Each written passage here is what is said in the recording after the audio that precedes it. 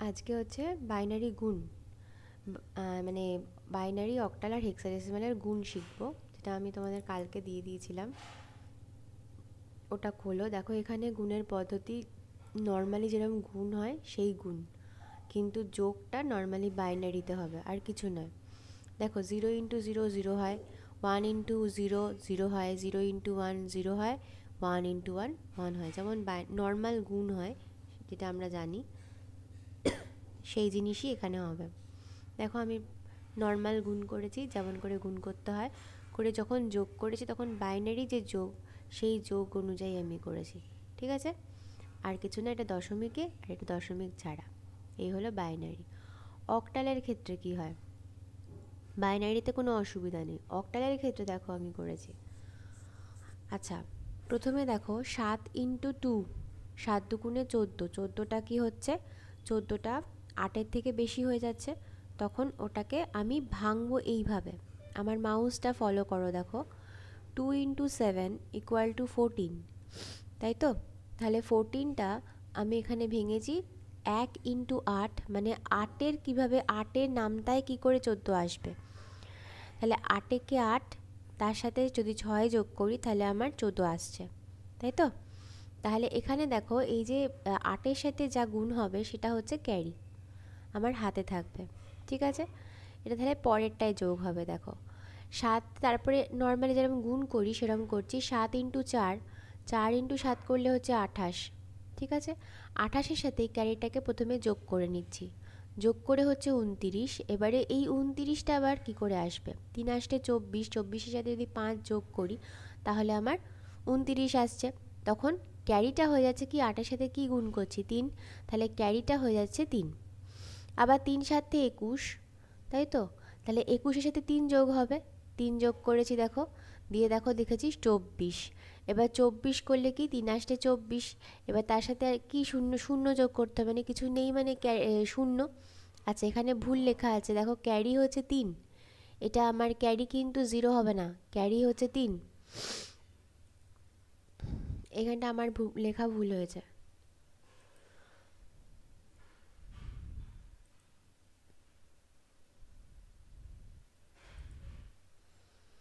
এই যে এইখানটা কিন্তু ভুল আছে, এটা হবে 3। ঠিক আছে, ক্যারি হলো 3। এবারে এইটুকু খেয়াল করো, তাহলে এখানে আমার কোনগুলো কোনগুলো প্রথমে উত্তরে বসছে, যেগুলোর সাথে যোগ করছি, আট, মানে এই যে যত যোগ করলে আমার সংখ্যাটা বেরোচ্ছে সেই সংখ্যাগুলো এখানে বসাচ্ছি। দেখো প্রথমে 6 বসিয়েছি, তারপরে 5 বসিয়েছি, তারপরে 0 বসিয়েছি, এরপরে আর কিছু নেই তো, তাহলে আমার ক্যারিটা বসে যাবে 3। ঠিক আছে, এরপরে আবার গেছি, দেখো 6 × 2, 6 × 2 = 12, 12, তার সাথে এবারে 8-এর সাথে 12 কত করলে হবে, 1 × 8 + 4, তাহলে ক্যারি হচ্ছে 1। ঠিক আছে, আচ্ছা, তারপরে হচ্ছে দেখো, আচ্ছা ওইখানটা কিন্তু কেটে করে নেবে। তোমরা যখন খাতায় লিখবে, যেগুলো আমি দিয়েছি ওগুলো খাতায় লিখবে তো, ওই খাতায় লিখে ওটা ক্যারিটা কিন্তু 3 করবে মনে করে। আচ্ছা, তাহলে এখানে আমার 4টা যোগ হয়েছে, তাহলে 4 এখানে লিখলাম, তারপরে 4 × 6 = 24, 24 হলো, তার সাথে কি হবে, এখানে ক্যারি আগেরটাই কত আছে, 1, তাহলে ক্যারি 24 যোগ হলো, তাহলে হলো 25। ঠিক আছে, এবারে 3 আসতে 24 + 1, তাহলে ক্যারি হচ্ছে 3, তাহলে এখানে 1টা বসে গেল, দেখো এখানে 1 বসেছে। এরপরে 3 × 6 = 18, 18-এর সাথে 3 যোগ হবে, দেখো 18-এর সাথে 3 যোগ হয়েছে 21, 21 কী করে হবে, 8 × 2 = 16, তার সাথে 5 যোগ করতে হবে, ক্যারি হচ্ছে 2, তাহলে এখানে 5টা বসলো। আর সামনে কিছু নেই গুণ করা, তাই জন্য ক্যারিটা সামনে বসে গেল 2। এইবার নর্মাল যোগ যেমন করে, অক্টালের যোগ যেমন করে করে, আগের দিন শিখিয়েছিলাম অক্টালের যোগ। দেখো 6 নেমে গেল, 5 আর 4 9, 9টা বেশি হয়ে যাচ্ছে, এ দেখো 9 - 8 মানে হচ্ছে 1, তাহলে 1টা এখানে বসলো, ক্যারি হাতে থাকছে 1, সেই 1টা এখানে যোগ হলো, তাই তো? এখানে 1 আর 1 2 বসে গেল। আবার 5 আর 3 8, 8টা হবে না, 8 - 8 হলে 0, ক্যারি হচ্ছে আবার 1, সেটা আবার এখানে যোগ হয়ে 3 হলো। ঠিক আছে, এইটা হলো অক্টালের গুণ, বুঝলে কি না দেখো। যদি অসুবিধা হয় আমাকে পরে জিজ্ঞেস করবে, ঠিক আছে? আচ্ছা, নেক্সট।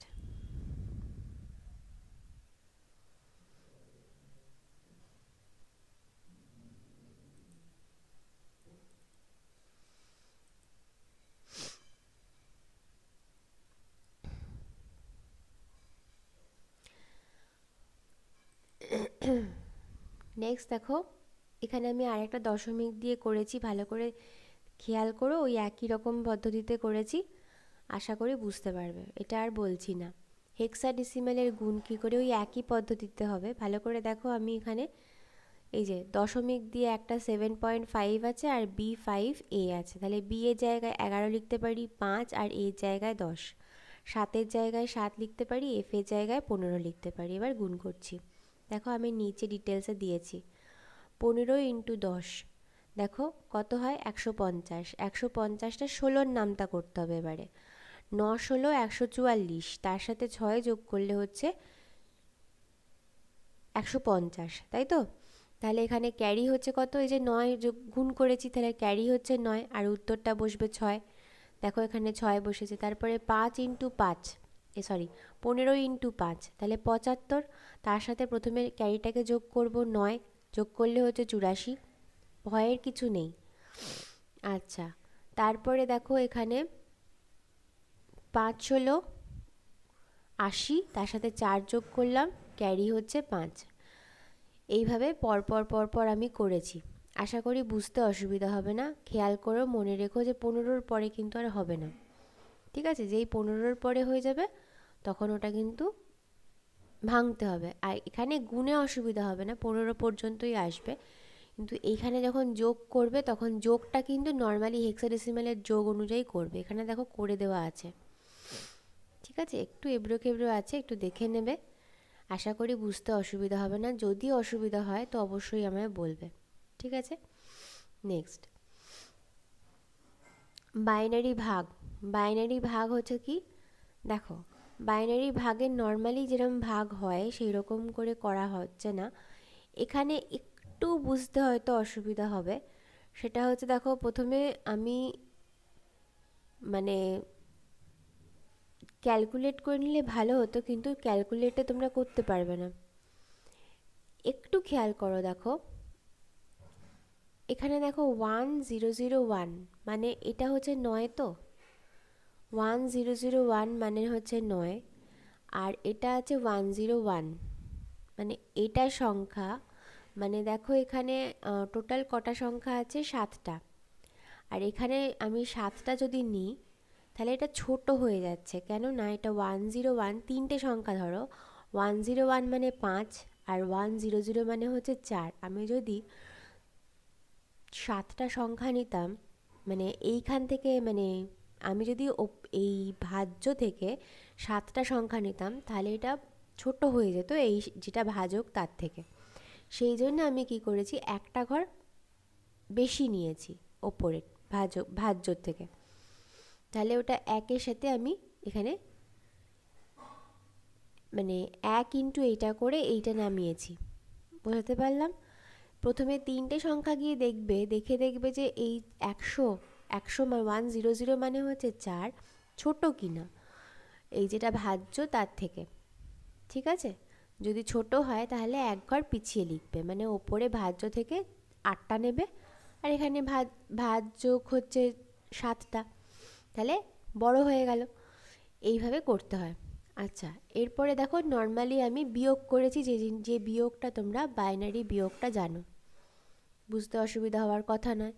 আবার দেখো 111, এটা মানে হচ্ছে 7, 101 মানে হচ্ছে 5, তাহলে এটা বড়, তাহলে আমি আর লাগবে না, এটা তো এমনিও নর্মালি নেমে যাবে, নেমে গিয়ে দেখো বড় হয়ে গেছে, তাহলে আমার দশমিক আর লাগছে না, তখন আমি আবার 1 দিয়ে গুণ করলাম, নর্মালি 1 দিয়েই হবে, 1 অথবা 0।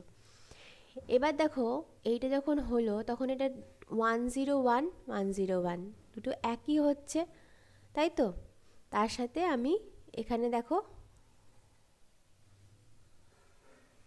প্রথমে দেখো এখানে দেখো 10111 এইটুকু এসছিল, তাহলে এইটা দেখো 5টা ডিজিট, এই যে পেছনে 0 0টা বাদ দিলে যেটা হবে 5টা ডিজিট, 5টা ডিজিট ছোটো হয়ে যাচ্ছে, তখন আমি একটা শূন্য বসালাম। তাহলেও দেখো 6টা ডিজিট, তাহলে ছোটো হয়ে যাচ্ছে, আবার একটা শূন্য বসালাম, বসিয়ে আমি তারপরে গুণ করলাম, মানে 1 দিয়ে গুণ করে বসালাম ওই সংখ্যাটা। বুঝতে পারলাম ভাগটা? একটু খেয়াল করো, আমি আরেকবার পরের ভিডিওতে আরেকবার বাইনারি ভাগটা বলে দিচ্ছি।